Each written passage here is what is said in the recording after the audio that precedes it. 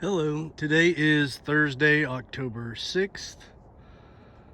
We had to get the plumber back out here to just kind of bump a few things over. But something we really haven't focused on yet is the foundation. We're in Jefferson County, Florida. A couple things, and don't quote me on this, but this is my understanding, is if we would have told him it was only an agricultural barn, it's a metal building, it's going to be a workshop, they could have just come out here with 2x12 forms, poured one big concrete slab, typical footers, been done with it.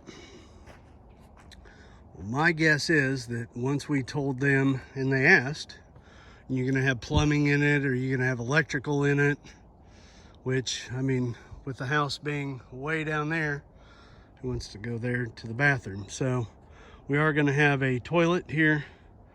We're going to have a sink,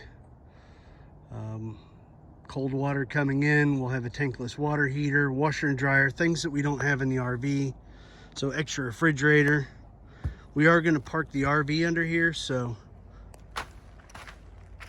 that is the clean out for the RV, the big one. And then over here you got the water for the fresh water line coming in for the RV hookup. So RV should be good to go here.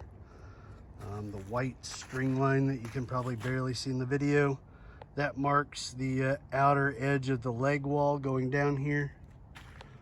For reference, it's 16 feet from that leg wall, so those are the walls going up. 16 feet from there to here is going to be the lean-to. So this is where the RV is going to be parked while we work on building the house and just trying to take care of all this land. Over here, that's the that is the toilet drain, as well as sink and clothes washer drain. Cold water coming in is the larger line. Cold water going down is going over to where the RV's at. Now with this PEX, they have manifolds, so it should make it pretty easy to run plumbing to the toilet, to the sink, and the washer and dryer. What we had to do, there's going to be a skirt around this, which is kind of the one thing that Joe, our foreman, kind of saved us on. He didn't kind of save us on, he really saved us on it. But the dimensions, the architect said that this was going to be basically, well, when they asked how big the barn was, I said 52 by 40. And I gave him the plans and all that, but what they failed to miss is that there's a lip. So they're going to have to put this 2x4 all along the edge here. Pour the concrete, and once the concrete dries, they remove that. And you have a 3.5 by 1.5 inch lip here. That way the siding of the barn goes down there, and there's a lip to keep water from coming in. So really the dimensions of this foundation are 40 foot 7 inches and 52 foot 7 inches. So it's a tiny bit bigger, but that is to account for that 2x4 lip or skirting all the way around here. So with all that, you got to take that into consideration, that you're going to have a 3.5 inch skirt or lip. Then the edge of your building, there's a 2.5 inch metal tube for your, basically your footer, whatever you want to call it, your base rail.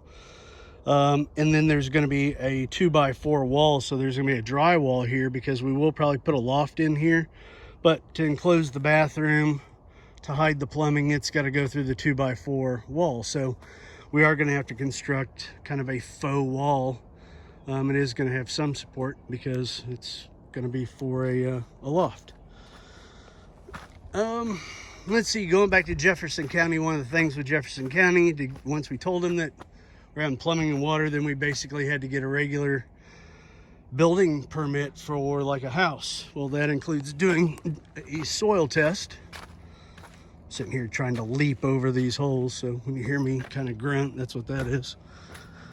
So when you do a soil test, they basically bring out this hand drill And they drilled down into the dirt, and about 7 feet down they found something called pipe clay. Well, pipe clay, when it's wet, it swells up. When it dries like it is now, it shrinks. So to keep your foundation from moving, you've got to build this monolithic foundation, which for an aluminum building, you guys have all heard me complain that it's overkill. It's got 18-inch footers all around it, 18-inch footers to support the other walls, the middle ones for you know, the RV and the tractor, but that one there's going to be a wall there.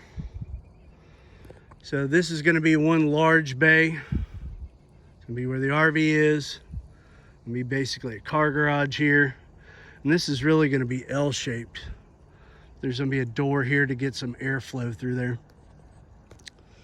But anyways, once going back, sorry to ramble, but going back to the foundation.